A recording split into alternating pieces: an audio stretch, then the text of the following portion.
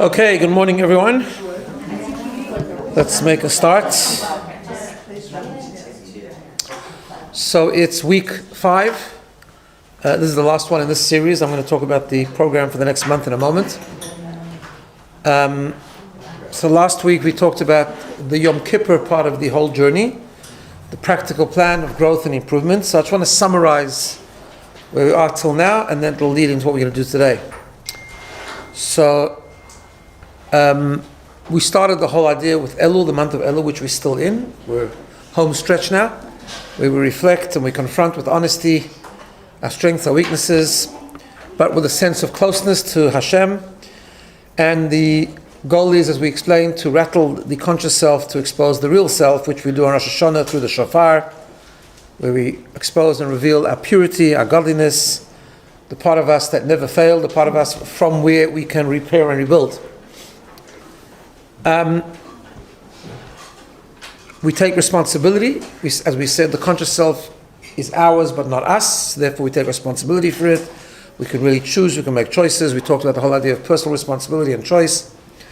Not to fix everything, but to be honest with ourselves, but as we talked about last week, that mikvah idea, to take one good step, one push step in the right direction, with a practical plan. First of all, to grow in different areas, to grow in areas between man and man, between man and God, and so on and so forth. And we set ourselves up for success, hopefully with a good practical plan, and that's the Yom Kippur. And by the end of Yom Kippur, by Ne'ilah, we have achieved that oneness of alignment, aligning the conscious self and the real self. So before we go to today, just a couple of things. First of all, as I said, this is the last session in this series. We're not going to have next Thursday. It's just too close to Rosh Hashanah. As I've mentioned a few times, and you've seen on the broadcasts and the emails and everything, we're doing a few things in Vaucluse and Rosh Hashanah. For those who want to join, please do and spread the word. I want to also mention Sukkot. So we always have in my sukkah at home, we have a session every year. This year also the 5th of October. It's 10 o'clock in the morning, 5th of October in my sukkah.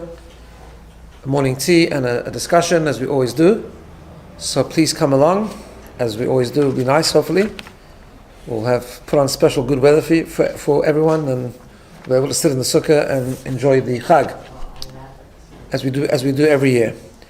And then probably the first one in the next term, the first session next term will be a week later, the 12th of October. I'm not sure yet the topic, just follow the emails and the WhatsApps and everything. Okay, so today we go to the final part of the journey. As we said, the journey begins at the beginning of the month of Elul and comes to an end at the end of Sukkot and Simchat Torah. So Sukkot is a very, very important part of that journey, really important part of that journey. And the whole journey of change and growth and improvement, Sukkot gives us a lesson and a direction and teaches us a whole bunch of different things. What I want to do today is I want to share with you 6 ideas. Some of them are connected, but 6 ideas that we learned from the Festival of Sukkot that should help us along in this whole, and help us implement and help us bring to the forefront and reveal that journey that we've been talking about that begins with the reflection of Elul and ends with Sukkot. So the first lesson is the idea of implementation. I once heard a research from people that were talking about the effectiveness of, PD training, personal development training, like for teachers or people in the corporate world, whatever the case is. At the time I was very involved in education, and I remember the research was in the context of, is it effective when teachers go off school, for example, and they go to these seminars which, they hear all these wonderful ideas throughout the day. I've given a lot of these seminars myself, and, it's very inspiring. People say it's very practical, it's very nice, it's great. How effective actually is it? And the research apparently says that it's only effective if it's very quickly, at least one idea is very quickly implemented, right? If someone goes to a seminar and then says, it's a really, really great talk, it was so practical, it was so this, it was so that, wonderful ideas, I'm sure it'll change the classroom, but, I'm not up to it right now, I'm very busy, so like next term, I'll think about it. It doesn't happen. It needs to be implemented. So the same thing is with our Elul Tishrei journey. Right? We can go through the whole journey. The reflection of Elul, the shofar experience of Rosh Hashanah, the Yom Kippur plan, the whole thing. But we need to take it from the spiritual to the physical, from the potential and theoretical to the practical. Right? And that's what Sukkot is. Sukkot, in fact, mystically, we learn the following. Sukkot is a rerun of Rosh Hashanah Yom Kippur, but in a totally different way. Now, by the way, it's interesting when I say it's a rerun, you know that just a nice piece of general knowledge, not so relevant to what we're talking about. I mean, it is, but it's not critical to what we're talking about. But do you know that on Rosh Hashanah, first of all, you know that Sukkot always begins on the same days as Rosh Hashanah does, right? So this year Rosh Hashanah is Shabbat and Sunday. The first 2 days of Sukkot is Shabbat and Sunday, right? Also, you know that on Rosh Hashanah, the custom in the synagogues is we have a mitzvah of hearing the shofar, which this year we only do the second day because it's Shabbat. But we have a custom of hearing the shofar, which halachically there's a minimum amount of shofar sounds that we need to blow. But the custom in a shul developed over, in various generations, and the Talmud talks about it and so on, is to blow a total of 100 sounds. 100 sounds, right? Like tkiyah is a sound, shvarim is a sound. And in those 100 sounds, I'll share with you the whole idea because it's beautiful. Right, in the 100 sounds, there are 60 tikiyot. Tikiyot is that long sound, like the smooth one. There are 20 shvarims. Shvarim is like sort of broken, but longish broken, like tu, tu, tu. And 20 truot, like tu, tu, tu, tu, right? 20 of them that we do. So it's 100 sounds, 60 tkiyot, 20 shvarim, 20 truah. On sukkahs, we sit in the sukkah, and the main part of the sukkah is the schach, right? The covering of the sukkah. That's halachically the main part of the sukkah. You have to have walls for it to be kosher, but the walls are just there to create the structure, and then the main part of the sukkah is the schach. Schach, the numerical value of schach is 100, and it's broken up the same way. It's spelled samach, chaf, chaf, which is 60, 20, 20. So it's a rerun of the shofar in a very different way. The Kabbalists also tell us that it has a connection to Yom Kippur. In the temple times, we don't have it today, we just talk about it today in our prayers, but in the temple times, the Yom Kippur service in the temple was very special, and the highlight of it was when the Kohen Gadol, the high priest, would go into the Kodesh HaKodeshim, the Holy of Holies, and there he would offer up incense, and with the incense on the coals, he would create a cloud of smoke, like a cloud of smoke. And we are told that cloud of smoke represented the divine revelation that used to take place on Yom Kippur, and that would be like the sign of God's presence and God's forgiveness and so on and so forth. And the mystics tell us that the schach that we put on the sukkah during Sukkot has the same holiness as the cloud of smoke that would be when the Kohen Gadol would create through the incense on Yom Kippur. What's the idea behind this? So the Kabbalists tell us like this. I'll use the terminology and I'll explain it. They say Rosh Hashanah and Yom Kippur is Aliyah, whereas Sukkot is Hamshachah. What that means is we go through a whole process of Elul, Rosh Hashanah, Yom Kippur, but it's in a context of elevation. In other words, it's more in a spiritual context. We think, we pray, and as we get closer and closer to it intensifying, we're making our plan and we're ready to improve and so on, we come to Yom Kippur where we're in this bubble of complete holiness, and so holy that when it comes to the final day of that 40-day journey starting from the beginning of Elul till Yom Kippur, we're detached from the world a bit. We're not eating, we're not engaging in physical things, right? We're pretty much in a heightened state of spirituality. That's great, and it's in that context that we're so connected and we feel so inspired and we make our plan and we commit and we resolve and so on. But the problem with that is, it's beautiful, but it's in a context of theoretical. Theoretical, I mean like in a spiritual world. The purpose of, Judaism teaches us, the purpose of living is to bring all of that into the physical world and to implement it, right? So that's why we get to that, we're able to get to that because we're spiritually intensified in this journey of Elul, Rosh Hashanah, Yom Kippur, but we then have a rerun of it, of Sukkot, this time implementing in a very physical way. Because the festival of Sukkot, of course, is much more physical than Rosh Hashanah Yom Kippur. Right? The focus of Sukkot is not prayer. I mean, we pray every day anyway, but it's not the shul, it's not the prayer. It's about sitting in the sukkah, a physical thing. It's about eating. What's the mitzvah of Sukkot? To eat. To eat where? In the sukkah. Right? and to rejoice and to say L'chaim and to celebrate the four species, plants. It's all very physical because it represents the implementation of the journey of Rosh Hashanah Yom Kippur, and the implementation which has to be very soon. We only get 4 days. It's a very, very hectic 4 days, right? We have to, it would be nice if after Yom Kippur we had like a month to prepare for Sukkot. But it's not like that. It'll be too late, right? The whole idea of Sukkot is put it into practice. In fact, the Shulchan Aruch says, one can build a sukkah anytime. You can build a sukkah now if you want, but nevertheless, sometimes you're busy with Rosh Hashanah and Kippur. The Shulchan Aruch has a beautiful idea that when you come home from Yom Kippur, at the end of Yom Kippur, you should start building a sukkah. Let the guy eat, right? Hungry. Yeah. Oh, I can think of this. Exactly, right? It says you should right away involve in the sukkah. So the custom, not everyone builds a sukkah on Matzah Yom Kippur. Many people do. But we have this custom that we always at least plan it on some level. I'll make a phone call to someone who's going to help me put on the schach, whatever, something.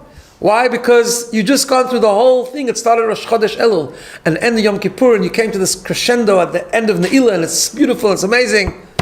Put it into practice. Do something.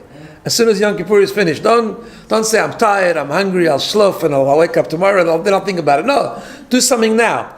And quickly get the whole thing rolling, because all the good intentions, implementation is the key. So that's the first lesson that we learn from Sukkot. And just in general, by the way, I should interject here. You probably picked up over the years, this is one of my passions. One of my passions is the Jewish calendar is very rich, right? Very rich with festivals. We don't get, we have very short spans of time without a festival, right? Relatively speaking.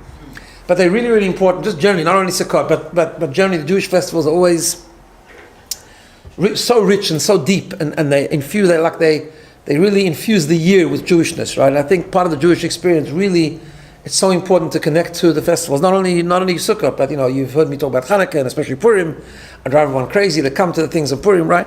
Pesach, the Shmurim Matzah, the Shavuot, the whole thing, right? Because they're such beautiful days and they're so rich and deep. And spiritually, they actually infuse with such blessing that it's just a pity not to connect to them. When it comes to Sukkot, that's even more so, right? People are so dedicated. Many people are so dedicated when it comes to Rosh Hashanah Yom Kippur. But don't let the Sukkot go. Sukkot is the good part. That's the fun part, right? I always wonder why people, are ready to sit in shul and daven and fast and everything like that, but they ignore Sukkot. That's the real good part, right? But no, on a spiritual level, engage. If you can build a sukkah. If you can come at least and make a bracha on the lulav once through the time, or sit in the sukkah with someone else. Engage with the festival. It's a beautiful festival, and it represents the implementation. It reminds us that whatever we resolve to do about everything around Rosh Hashanah Yom Kippur, we need to actually put into practice. Okay. The second lesson from Sukkot, which is really connected to the whole journey of this, what we're talking about the last few weeks, we're talking about a journey of improvement and growth, right? You can't grow without joy. That's clear. People who don't have simcha, don't have joy, they become very constricted, very constrained, and there's no feeling to expand. We have a saying in the Jewish writings that simcha poretz geder.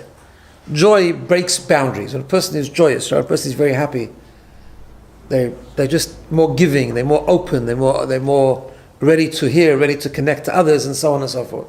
So therefore, we know that the whole point, Rosh Hashanah is also a Yontif, and Yom Kippur is also a Yontif. Of course, a time of joy, but it's more reserved joy, right? Because it's an intense time, it's a serious time, day of judgment, the tshuva, reconnection, everything is joy. It's a time of great closeness with God. But there is this concept where Rosh Hashanah Yom Kippur is more, the joy is more sort of solemn, right? It's joyous, but it's more solemn.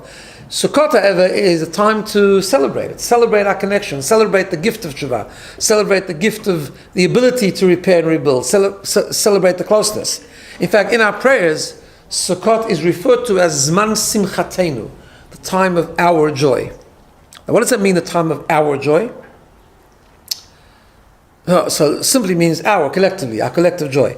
But the commentaries explain it's not just our joy one with each other, it's also God's joy. In other words, Sukkot is a time, in fact, the Kabbalists tell us that the shape of the Sukkah, the whole idea of the Sukkah, sitting in the Sukkah and being encircled by the Sukkah, is the idea of God's embrace. It's like God's hug, right?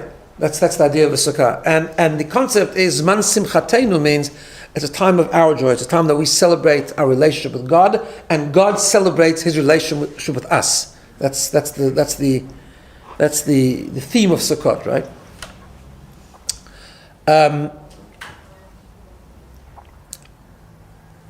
It's also a time to understand that joy is a constant, right? Because one of the things that we leave Yom Kippur with, we leave with resolutions, we leave with a plan. But we also know that sometime during the year, we might not execute that plan 100%, right? But when we infuse joy into our lives, and we approach the whole process, and we approach the whole implementation of the idea with simcha and with joy, we also learn not to be put off by failure. Yes, we'll make a mistake. Yes, some of the things we decided to do, maybe one day we won't do them, but then next day we will do them. If we're in a state of positivity and confidence and celebration and celebrating the ability, the opportunity to be able to grow and improve, then we're not so put off by failure. We won't despair, we won't give up. We'll keep moving and we'll keep going. So that's the second lesson for Sukkot. Now, connected with that is an amazing lesson, of course, from Sukkot, and that is to understand the meaning of joy. We've talked about this many times, but just in the context of Sukkot, what actually gives us joy? Right? What is it that gives us joy? So what's interesting about Sukkot is the following. There's two main themes of Sukkot. We'll talk about the second mitzvah in a moment, the lulav and etrog, but the first mitzvah that comes around, the first night of Sukkot, is the idea of a sukkah. Now, halachically, a sukkah is called, this is very relevant halachically even, it has a definition, it's called the dirat arai. It's a temporary dwelling place, right? Temporary dwelling place. So it's less secure, it's less stable, less permanent. It doesn't actually need a very firm structure to make it kosher. In fact, you'd be surprised halachically how easy it is to make a sukkah sometimes, to make it kosher at least, maybe not so comfortable, but kosher, right? Sometimes 2 walls and a bit, and a schach on top is a kosher sukkah. I'm sure you know what I'm talking about, right? So it can be actually quite a flimsy structure and still be kosher. Okay, it's got to be able to stand. Halachically it says if there's a normal wind, that if it blows it'll fall down. That's not a kosher sukkah, but okay, as long as it will stand a normal wind, not a tornado, just a normal wind. It could be a very flimsy thing. And it's very interesting that we have this, and then like it can't be too tall, like the Talmud says, like if it's 10 meters tall, it's not kosher, because that goes out of the realm of being a temporary structure. By definition, it's called a dirat arai, it's a temporary structure, right? And it's specifically in that area that we sit and we celebrate, right? Because Sukkah has that incredible, timeless lesson that strength, physical and material strength, is not what brings happiness. So a person leaves their house, they can have a beautiful home, it can be very strong, it can be very secure, it can be very comfortable. But where do you find happiness? In the sukkah. Sukkah is temporary dwelling place. What does that mean? Because the sukkah message is that it's not what you have, it's what meaning you give it. Right? That's what brings happiness. The life of meaning and purpose. And we've talked about this many times. There's a research, the modern day research about that is very clear. Brought down in many, many places. That as long as someone has their basic needs, then the more they have has nothing to do with happiness. Might be pleasure, convenience maybe, but it doesn't add happiness. Real happiness doesn't come from that. Real happiness comes from meaning, comes from purpose. And that's the sukkah. The sukkah is you can celebrate even in a temporary dwelling place, a flimsy structure, and you can give it meaning. You can celebrate your connection with God. You can celebrate your gift of growth, and so on. That's what brings happiness. What's interesting is that one of the halachot, one of the laws, and each law has a halachic structure to it, but also has great lessons. What's a kosher sukkah? It has to be with schach, right? You have to have schach. We'll talk about that in a moment. And how much schach do you need?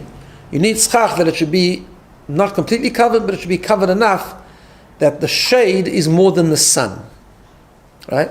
And the expression that's used in the Talmud is that tzilata, that sail is shade, like a shadow, should be more than the chama. Chama is another word for sun. Not shemesh, but chama. And the commentaries explain, what does that mean that the shade should be more than the sun? So they say like this, that the sun, chama, the the heat of the sun represents passion in physicality, material pursuit.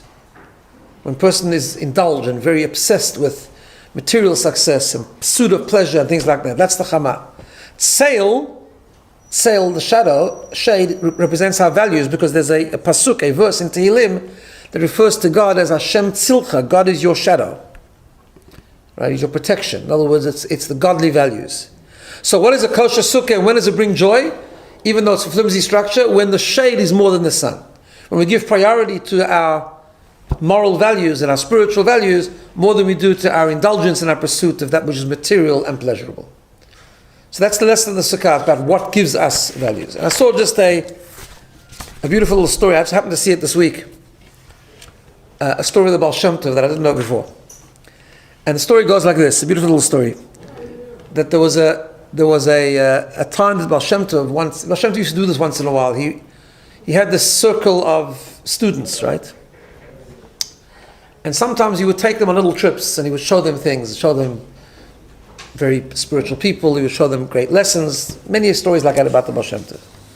So this story goes like this: that the Baal Shem Tov before Shabbat called his inner circle of Talmidim, of his disciples, and he said, I'm going to show you something this Shabbat that you've never seen before, so stay close, stay next to me. And they were very excited, they couldn't wait for Shabbat.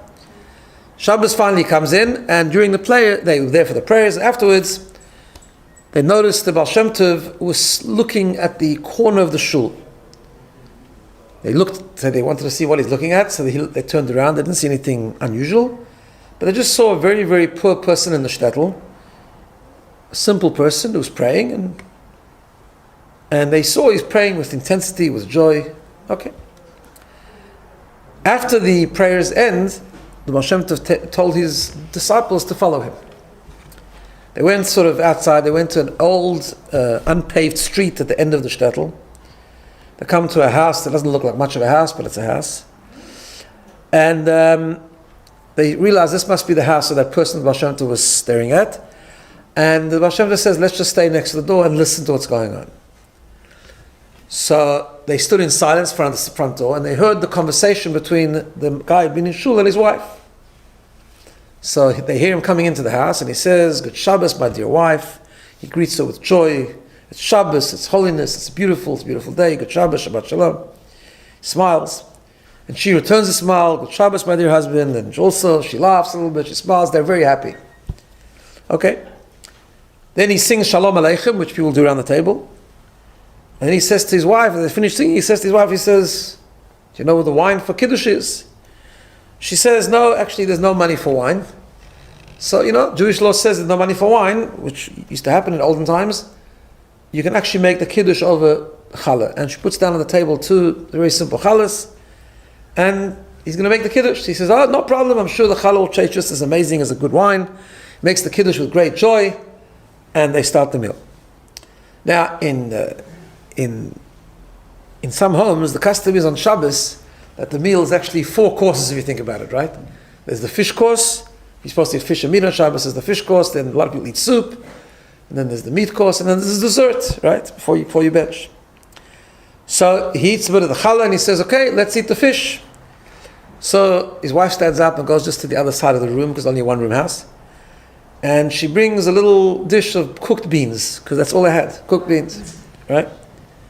She puts a spoonful of beans on her plate, on his plate, and they say, no, this is going to be like fish. And they start to eat it, and they're unbelievably happy.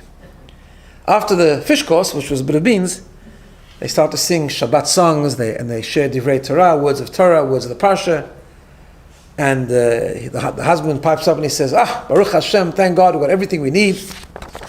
Okay, let's go to the soup. Another spoon of beans comes out of her plate, his plate, and they eat the soup. Same thing happens and he says, such wonderful Shabbat soup. They then go on to the third one, the meat, same thing happens, and then the dessert. And they have that's how they had 4 courses of a little tablespoon of cooked beans. At the end of the whole meal, he turns to his wife and he says, my sweet wife, he says, it's such a beautiful Shabbos. Let's get up and dance. And they get up and they start to dance. And the Baal Shem Tov is still standing there outside the house with his Talmidim, with his disciples. And he said, and they're witnessing this incredible scene, and they feel suddenly an amazing holiness that's overcome them, and they feel like this warmth and this holiness within themselves. And this warmth to them brought such a joy that they wanted to, like outside the house, start dancing. And Baal Shem Tov said to them, I want you to know, he says, Baal Shem Tov, of course, was the tremendous great mystic, and he says, you are experiencing the Shabbos joy. What you're feeling now, he says, is the Shabbos joy, exactly what this couple feels. And you should know that it's not something everyone could achieve. It's an amazing joy, and it's got nothing to do with the food they ate. It's got to do with the Shabbos they ate. They ate the Shabbos. They experienced the Shabbos, and that's the joy. So I just thought I'd insert that story because it's very much in line with the Sukkot thing. It's not the structure that we have. Obviously, we should all have good houses, and coming Rosh Hashanah, God's going to bench all of us with everything that we need and so on. But that's not the focus of our life. What does Sukkot teach us? Sukkot teaches us that that's not what brings joy. We should have it. We should be able to be strong and secure and safe and have everything that we need. But what should our focus be? What gives us joy? Not the soup. The beans can become soup if we needed to. It's the meaning, it's the purpose, it's the experience. So that's another lesson from the Sukkah story. Okay. The fourth lesson from Sukkah is as follows. Also, again, very much in terms of the whole coming off Rosh Hashanah Yom Kippur. The two mitzvot of Sukkot, Lulav and Sukkah, are all about growth. And that's what Rosh Hashanah Yom Kippur is supposed to teach us, that we take that into Sukkot. It's about going into the new year growing. How do we know it's about growth? Because the halacha is that the schach on the sukkah, that covering, has to be what we call gidulei karka. It has to be something that grows from the ground, because it's got to be a symbol of growth. What's the mitzvah of the arba minim, the four species? Again, same thing. It's the four kinds: the etrog, the citron, the lulav, the willows, and the myrtles. All things that grow from the ground, all things that symbolize growth. But there's a very interesting law, and this is what we need to take with us when we finish Yom Kippur. We take with us into the year, right? It's a very interesting law. We say that the schach, the covering of the sukkah, must be things that grow from the ground. Yet, we know that if the covering of the sukkah is growing from the ground, but it's still connected to the ground. So, for example, if you had a structure of a sukkah wall, and you had a vine growing, right, up the sukkah wall over the roof, perfectly, looks like a perfect sukkah, right? That's a non-kosher sukkah. It can still be connected to the ground. Now, you ask yourself the question, if we're talking about the whole thing of Sukkot is the emphasis of growth, then why shouldn't it be connected to the ground? That grows even better. And the answer is a very fundamental answer, and it's a very important answer. As we leave Yom Kippur and we go into Sukkot, one of the messages of Sukkot is that the growth and the inspiration that you feel through the journey of Rosh Hashanah Yom Kippur has to do with the holiness of the time, right? Yes, we're going to put in the work and we're going to daven and resolve and so on, but it has to do with the specialness of the time. It's almost like it's not yet our own. When we leave Yom Kippur and God says, now I'm sending you into the year to keep growing, you have to disconnect from the source. You have to be on your own. God always helps, He always inspires, but you have to own it. You have to do it. Growing by being connected to the ground is not real growth, because it's not your growth. You're not owning the growth, right? Which is a very important message, because being that when we go into the year, the growth has to be ours, and the growth has to be something that we achieve on our own, right? It also comes with difficulties. That's why sometimes we don't always succeed. We take on something that we're going to do, we're going to be kinder, we get less angry, we're going to do another mitzvah, whatever the case is, and then 3 months down the line or 2 months down the line, we forget one day, we had a bad mood one day, and we revert, right? It's not a problem. We shouldn't say, because it was all for nothing. No, it's just part of the journey of growth when you're doing it on your own. But the gift is that we are doing it on our own, because then it becomes part of who we are. Coming with the part of the package is that we successful some days, not successful the other days. We go up, we go down, we bounce back, we go again, right? All that, it's not a smooth sailing growth, because we're doing it on our own, because we're not connected to the ground. So Sukkot and same thing with lulav and etrog. You can't take a lulav that's still connected to the palm tree, right? It's got to be cut off. It's got to be actually disconnected. But you've got to hold it. This is interesting also. You've got to hold it in the way that it grows. Because you've got to remind yourself as they teach you about growth, but growth when it's disconnected. You've got to keep growing, but the growth is something that's not coming from somewhere else anymore. It's now your own. It's now you've gone into the world. You've taken the inspiration from Rosh Hashanah Yom Kippur. You've taken the recharge from this whole beautiful holy month, and now you're on your own, kind of thing. There's festivals around the every few blocks where we get another injection, but essentially we're now doing it on our own until the next year, and that's the lesson. That's one of the important lessons for Sukkot, right? Another important lesson is that we cannot grow on our own.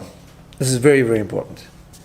As we take away our inspiration, each one takes away their own journey and their own inspiration, but we have to connect with each other, we have to help each other, we have to support each other. That's why in Judaism we have such an unbelievable emphasis on togetherness, on community, on grouping, group service, and so on and so forth. Even though that's not where Judaism lives in each one's individual heart, each one individual's actions, and each one individual's family, right? But nevertheless, we always come together for different occasions. We have guests, we come together to shul, whatever the case is. Why? Because we cannot, as we leave this month, as we leave these festivals, and we go into the year to grow on our own, so to speak, but that needs support. We cannot do it completely on our own. We need to support each other and inspire each other. How's that connected to Sukkot? So the whole theme of the two mitzvot of Sukkot is actually togetherness, in different ways, but togetherness, right? The Sukkah, you can have a kosher Sukkah, but the Sukkah is the idea that everyone's sitting in it together. Well, like when people sit in the Sukkah, they're encompassed by the one thing, right? We know, of course, that the whole theme of lulav and etrog is all about unity, in many ways. First of all, it's an interesting thing, each one of the four kinds, each one of the four species represent togetherness. How so? I'll show you. First of all, let's start with the etrog, right? The citron. It's a very interesting fruit. I don't know if you know this, right? I think I've mentioned this before, but it's a fruit that grows throughout all the seasons, different to most fruit, right? Most fruit grow in a particular season and then they fall off the tree or whatever, or they don't grow properly for another season. And etrog is actually something that grows throughout all the seasons. I think I've shared this with you before. Actually, the way we do the etrog nowadays is we pick it a bit early. That's why it comes off the tree green and then comes yellow, hopefully by the time Sukkot is there, right? But actually, if you leave it on the tree, it'll keep growing. I know that the etrog actually grows to the size of a watermelon, right? Not very practical for Sukkot if it does that, but actually can grow to the size of, it does grow to the size of a watermelon. I've shared with you how I know this, right? I have a friend whose father was in charge of the selling of etrogim that come from Italy. You know, there's a city called Calabria which has orchards and orchards of etrogim, and he told me that they have a whole industry there. It's not just for Jews on Sukkot. The etrog grows the size of a watermelon, the ones that we don't use, and then they use it for some sort of perfume or something. It's actually used for something, right? So what's the idea? The idea is the different season represents difference. The etrog brings together the different seasons. It grows from different seasons. They have togetherness, connection. The lulav is a similar thing. The lulav, the halacha is, the Talmud tells us, what is it? It's a palm branch, right? It comes from the palm branch. Now, if you look at a palm tree, of course, once it's fully grown, the leaves open up and they spread away. But that's not a kosher lulav. A lulav has to be when it's still young and the leaves are tight together. It's called kafut. It's got to be tight together. If you take a lulav and the leaves start to spread out, it's a problem. You have to actually have them together. Again, the idea of togetherness, the idea of unity. The hadassim, the myrtle branch, if you've seen the way a myrtle branch looks, it grows in a group of three. And the way the hadass is that those three leaves grow from one source. They come from the same place on the stem. Again, the same idea. They're coming from one origin. And the willows also, they grow in bunches. The Talmud says, shegdalim ba'achvina, they grow in like groups. They don't grow singly, they grow in like these bunches of the leaves. And then of course we have the idea that the four kinds represent four different kinds of people, and we put them all together as a sign of unity of the Jewish people. They're all coming together. It doesn't matter who you are, you're all part of the love, right? And that's the idea of unity. So therefore, one of the lessons of Sukkot is that as we leave the uplifting, inspirational journey of Rosh Hashanah Yom Kippur, and we go into the year to make this work, we need to remember, and Sukkot teaches us that we need to remember that we need each other. We can't do this alone. We have to inspire each other, support each other, And there are sometimes where one person is down and the other person is inspired, sometimes the other way around. We need to look out. When we uninspire, we need to look out to other people to inspire us. When we see that we are inspired, but others aren't, we need to reach out to them to inspire them. We have to help each other, remind each other, lift each other up, and do it as one. Having said that, yes? Is there a reason why you're supposed to keep the lulav and you're not supposed to dispose of it? No, you could dispose of it. When after Sukkot. I thought that some people keep it. So the only reason people keep it, there's an interesting custom that after Sukkot, I try to do this, the lulav and the myrtle and the willow, we keep them and we use them for firewood when we burn the chametz on Erev Pesach. Right? The reason for that is there's a concept in Jewish law, in halakha, that when you use something for a mitzvah, if something was used for a mitzvah, then it's good to use it again for another mitzvah. So quite a widespread custom is to keep it for, it's very dried out. By the time it gets to Pesach, it's completely dried out, which makes for good firewood. And you throw it into the fire where you burn the chametz on Erev Pesach. The etrog, some people keep and put myrtles, what do you call it? Cloves in to make it for Havdalah, right? For on Matzei Shabbat, when you're supposed to smell sweet smelling things. I hope we'll do it again this year, hopefully. But and then you keep it, then you smell it in Matzei Shabbat. Again, using it for another mitzvah. So that's the idea. But if you don't want to do that, and you want to dispose of them, you could. The Jewish law tells that if you want to dispose of them after Sukkot, just need to wrap them up and do it like respectfully. But you can dispose of it. Yeah. So just on that subject, if you have benching cards and you take from a wedding, what can you do with all those cards? So it's a bad idea if you keep taking from weddings benching cards, because then you get left with a library of benching cards. That could be fun. So I've stopped doing it. I don't take them home anymore because we just have so many. No, so that you see this. So just a bit of a tangent, but I'll just explain. So there's certain things that you do a mitzvah with that become intrinsically holy, right? And there's certain things don't. So lulav and etrog doesn't retain holiness after Sukkot. It was used for a mitzvah, so you need to be respectful, so you can't just throw it with other rubbish. So you wrap them up and you dispose of it. But something like a benching card or tefillin and mezuzah, those have inherent holiness. If you have them, you need to put them in shemus. It's gnizah, it's called, like they have to be buried. So you take them to the Chevra Kadisha and ask them if you can give it to them. And they have a service. Whatever you do, don't bring him here because we've got tons of benching cards here. We don't need any more. I get these calls every so often. Rabbi, I've got all my library, my grandfather, my great-grandmother, whatever has the stuff. I wonder if you have use for them. And inevitably it's like an outdated siddur that no one uses anymore or those things. But those have to be buried, right? Like it's like an old singer siddur a lot of times, like, which people used to use, but nowadays they use the Art Scroll or the Rabbi Sachs siddur or whatever. So, okay. However, having spoken about the concept, we do it together.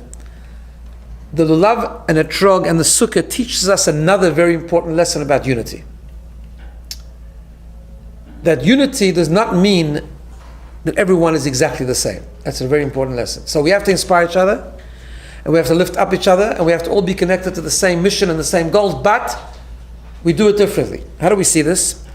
Because the unity in the sukkah and the unity in the lulav are two different types of unity. Right?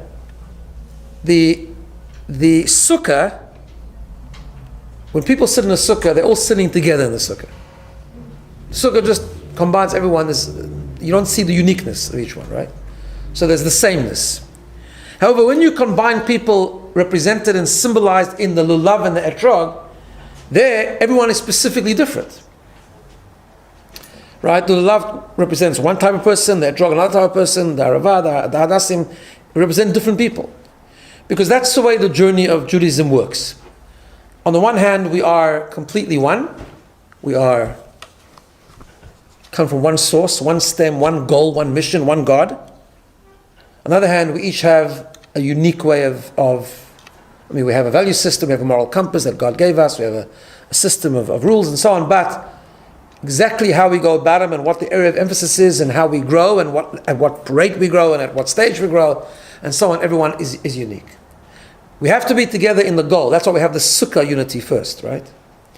But on the other hand, we also have to understand that each person is on their own journey of growth, and that's okay.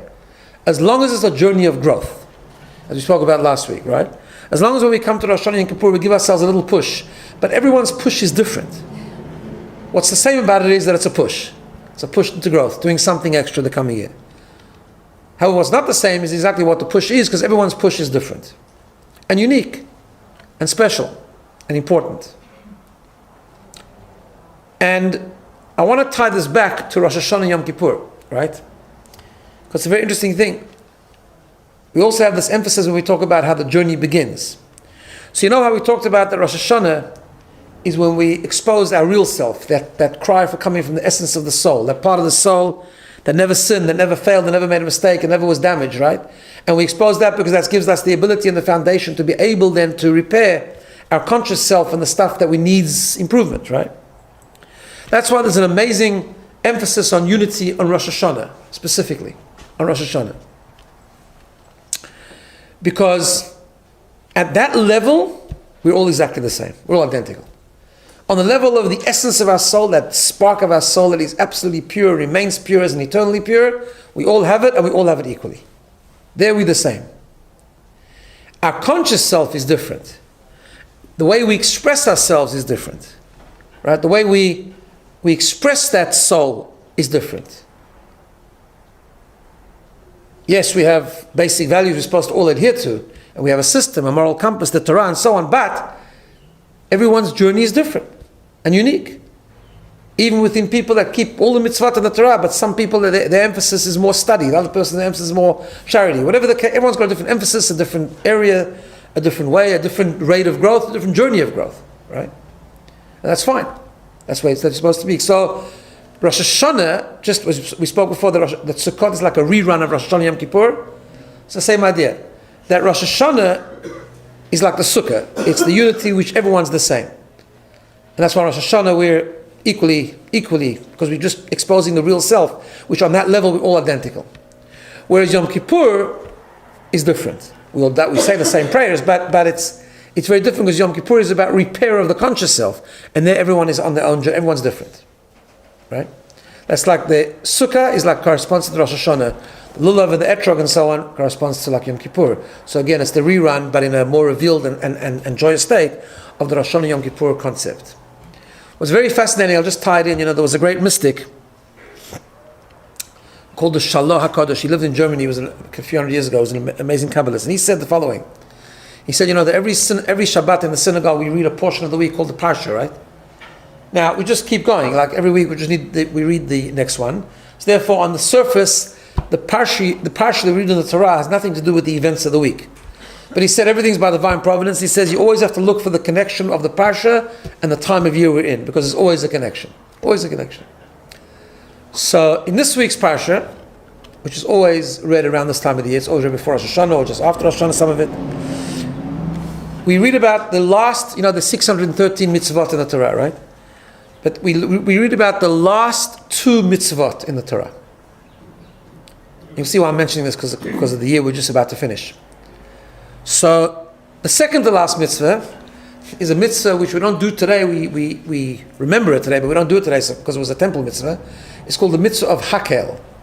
Hakel was once in 7 years. Once in 7 years we have what's called Shemitah, which is the sabbatical year. The year after that, on the Sukkot, there was the mitzvah of Hakel, where the king or the leader at the time would gather everyone, men, women, and children in the temple and inspire them. It was like this inspirational experience where he inspired them. The idea was to remind us and reenact the Sinai experience, and everyone would come there like this was the boost once in 7 years and become unbelievably inspired. But it was everyone together. He would read passages from the Torah, inspiring passages of the Torah. That was the experience. It was called Hakel. Hakel means together, right? So that's the second to the last mitzvah. The very last mitzvah, you might be surprised because it's a mitzvah that's not commonly done today, which I'll explain in a minute why, is the mitzvah for everyone to write a Torah scroll. Right? Today we only see Torah scrolls in the ark, in the shul, right? But actually it's a mitzvah for every individual to own a Torah scroll. So there was a great halachic authority called the Rosh, and he asked the famous question. He says, now how come we don't do it now? How come no one does it? So he answered the following, and he said, no, because the intent of the mitzvah Like not always we can modify a mitzvah when it's got a reason. The reason might be separate to the actual mitzvah, but this mitzvah, the reason is tied into the mitzvah. If you look at the verse, you'll see. The purpose of writing a Torah scroll is to have something to study from. In ancient times, that's what they would study, when there was only the written Torah, and it wasn't the printing press, they didn't have like a Chumash or other books that we have today, right? There was, how did you study? If you wanted to study from a text, you studied from a Torah scroll. Therefore, people had in their homes a Torah scroll. So therefore, there's a mitzvah for each person to own a Torah scroll, to have what to study. It's for the purpose of study. But he says, V'ha'idna, nowadays, he says, because we have books, that's the custom. Today we study much more from books than from the Torah scrolls. We read the Torah scrolls in the shul, but we study from a library. We have a library, right? He says that mitzvah now shifts not from buying a Torah scroll, but actually to buy Jewish books, like a Chumash or a Torah book, whatever the case is. And that's why it's really a mitzvah to have in our house books of Torah, right? Okay. So we have this mitzvah of hakel, and we have this mitzvah of writing a Torah, which is for the purpose of studying Torah. So if you look carefully, it's the same thing. The mitzvah of hakel, the second to last mitzvah, is like the Rosh Hashanah or like the Sukkah. The mitzvah of writing a Torah scroll is like the Yom Kippur or like the Lulav and Etrog. How so? Because the hakel mitzvah is about gathering everyone together, men, women, and even infants. So what was the experience? The experience was uniform. They experienced exactly the same thing. They all experienced and got the same inspiration. It was the oneness. It's the part of us where we completely one. But then the last mitzvah says, okay, we are one, we all have that essence of our soul, and we connect it that way, but then each person has to implement it differently. What's the very last mitzvah? Buy a Torah scroll or a Torah book to study. Studying everyone is different. That we should study is an imperative. Jewish learning is critical to Jewish survival. But what we study and how fast we study and at what level we study, everyone's on their own journey. So it's very much like the Yom Kippur idea and the Lulav and Etrog idea. So those are some of the lessons from Sukkot, and that's why Sukkot is such an important part of the whole journey, because it teaches us how to take the Rosh Hashanah Yom Kippur reconnection with us through the joy, through the implementation, through understanding what gives us happiness, and through constantly growing, but knowing that the growth has to be our own, and also through understanding the two types of unity, that we need to be with each other, but at the same time follow our unique and special journey of growth. So that completes the whole journey from the beginning of Elul to after Sukkot. Just of course to mention, Sukkot just doesn't end there. The final part of Sukkot is, once we've implemented and internalized this entire journey, it all ends with the absolute climax, which is Shmini Atzeret and Simchat Torah. Simchat Torah is, we've gone through the whole journey, we celebrate the gift of that entire journey, including the Sukkot. We celebrate our deep connection with God, and then after Simchat Torah, we take it with us for the entire year. So once again, let me just remind everyone, there's no session next week. There's all the activities we're doing on the second day of Rosh Hashanah, if anyone wants to join. There's the Sukkot in our Sukkah at home on the 5th of October, 10 o'clock, and then we'll start the new series probably on the 12th of October. I'm sure I'll speak to some of you before, but I want to wish everyone a K'tivah v'chatimah tova, Shana tova, Mataka, shall be blessed with a happy, healthy, successful year, and a year of growth and spiritual growth and all good blessings.